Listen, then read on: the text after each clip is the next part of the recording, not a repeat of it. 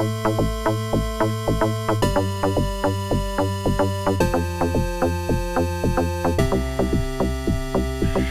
you like to read, if you like to think, if you like to see the world differently, grab yourself a book, give this show a listen. Purple Lit Nerd gonna show you what you're missing.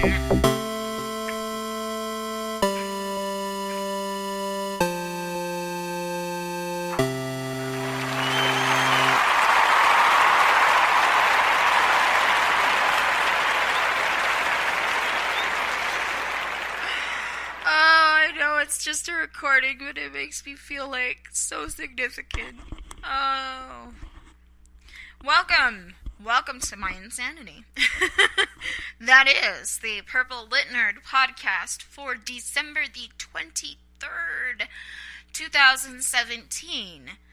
I am your host, the amazingly adorable Rebecca Thistle, podcasting to you live-ish from my kitchen table in my house, which I call Thistle Do.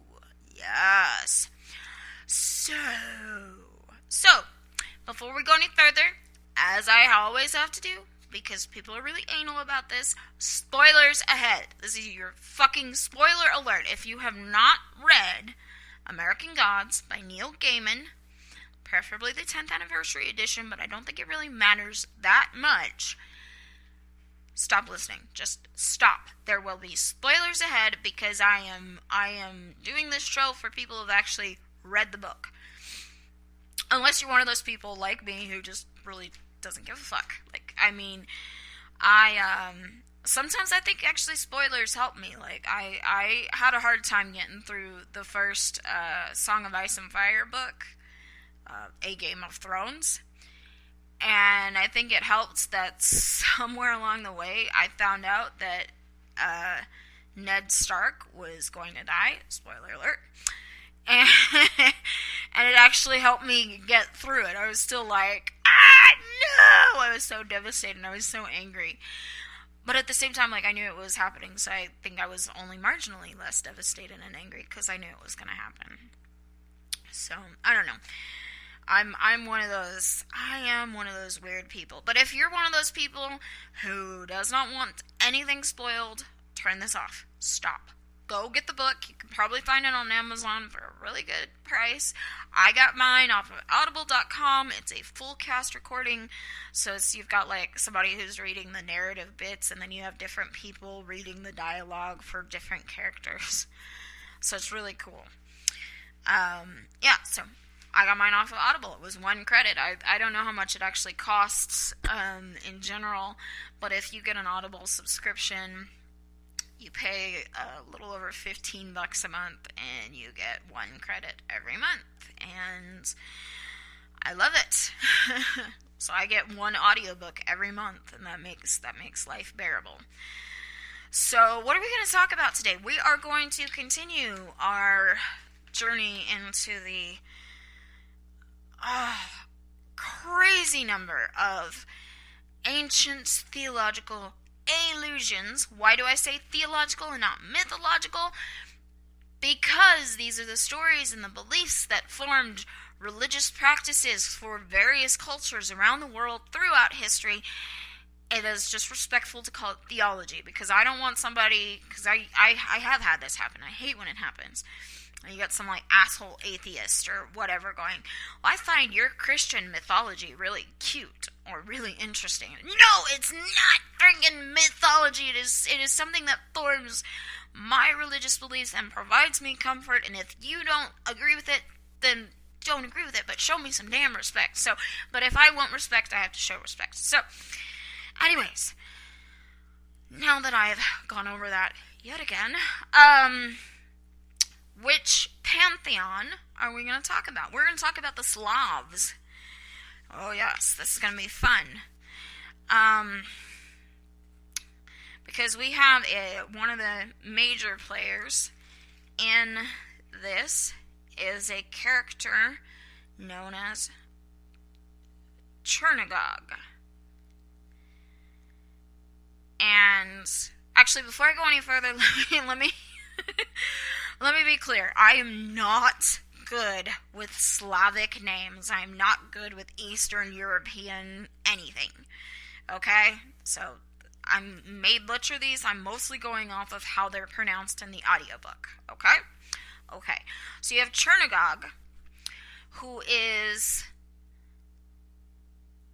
I've been reading up on him, and apparently he has shown up in a lot of different places. But he is this Slavic god of darkness. And so apparently there's some turn of phrase in Slavic languages, something about give it to the evil god, or something about the evil god. Well, they're referring... Why do I do a podcast if I can't talk? I don't know. Because I have nothing better to do, I guess. I have so much crap in my head, and I just need to talk. I swear, it will get better as time goes on. I will get better. So, Chernigog, evil god. In American Gods, Odin recruits him to his cause with Shadow's help. Like, Chernigog doesn't want anything to do because people have forgotten him. Except he's really honestly not that forgotten. I just found this out researching the Slavic gods and their origins. And apparently, he makes an appearance in Fantasia. Oh my gosh. Like, I forget which little segment it is.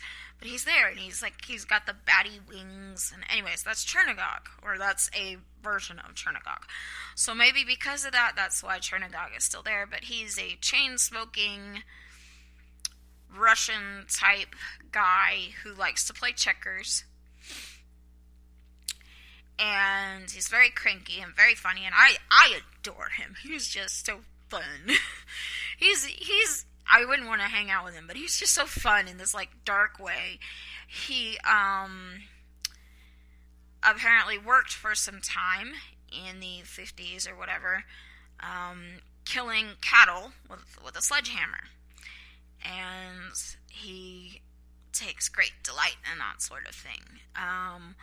When they're driving out to the center of America, they stop in this field where apparently some settlers in Kansas or wherever made some blood sacrifices to him, and that makes him feel better or something. Anyways, but the interesting thing about Chernigog is, and about Slavic theology in general, is there's a lot of dualism. And so the other side of Chernigog is Beelzebub, who is the good god, or the god of light. And what we find out in the end of the book is that Chernigog is Beelzebub. So, because when we get to the end of the book, it's becoming spring, and the season is changing, transitioning from winter more towards summer, when there's more light. And I would fathom a guess that the last incident with Chernigog happens right before the vernal equinox. That would be my guess. Not sure. So you have Chernigog, and because the deal that Shadow makes with him is they play checkers. And the first game, Chernigog wins.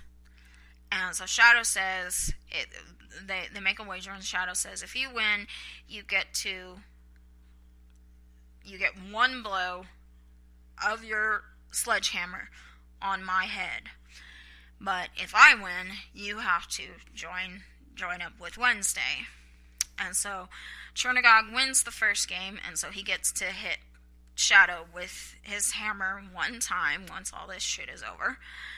And then Shadow wins the next game, so Chernigog has to join up with Wednesday. So once all the dust has settled, and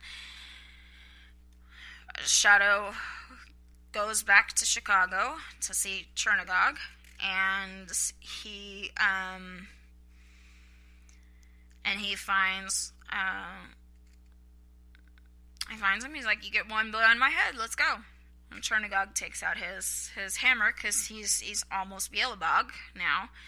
They keep telling him, all the Slavs, they keep telling him, no, come back tomorrow, because they know that the next day Chernigog is not going to be Beelzebub. And so I think it's really interesting that you have this character that Odin recruits right at the right time of the year, because he's got this darkness and this evil side. But surely Odin must have known full well that you've got this dualistic nature of you've got the evil and the good, and they're two sides to the same coin. Nice callback to the coin trick episode, I would think. Hint, hint, hint. But you see that in Slavic theology a lot. I read, because you've also got, you've got the Zorias, which we'll get into in a second, but then you've also got Perun and Velis, who don't make an appearance in American Gods, but they do make an appearance in Iron Druid Chronicles, which, if you've read it, you can tell that Kevin Hearn was very much inspired by Neil Gaiman. And actually, at one point, the main character, Atticus O'Sullivan, says that his favorite author is Neil Gaiman, and that he squeed when he met him. And, now having read this, I'm like, yeah, I know why. I'd squee too. But I think it's really interesting that they're two sides of the same person, the dualism of divine nature within the Slavic pantheon.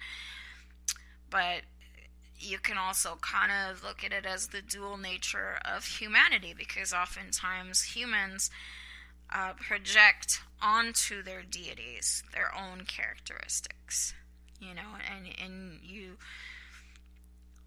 with almost everything except Christianity, you see these very, very human gods and goddesses. It's interesting. Anyway, so moving on to the Zorias. Now, this is where I'm really going to butcher some names. So we have the three Zoria sisters, which are guardians. So you have Zoria Unrechnaya, Untrechnaya, something like that. And she is the morning star. She opens the gate for the big sun god, who is supposedly her father, so that he can go ride his chariot out and bring light to the world. That sort of idea, right? And then you have Zoria Vechernaya, who is the evening star, who closes the gates, like once the sun god Dazgog, or whatever the hell his name is, like it's really hard, like the names just go in and out of my head, like in one ear out the other. But he brings his chariot back, and she closes the gates so that no evil can come in or whatever. And so those two are supposed to be the same dualistic thing. Supposedly, one tends to be associated with Mercury, while the other one is associated with Venus. That sort of thing. And they're also supposed to be kind of like watchdogs for... There's this, like, big dog in the sky. They have to watch out, because if it escapes, it will eat the world, and that will be the end of everything. But then there's also a third Zoria, which did exist in Slavic theology.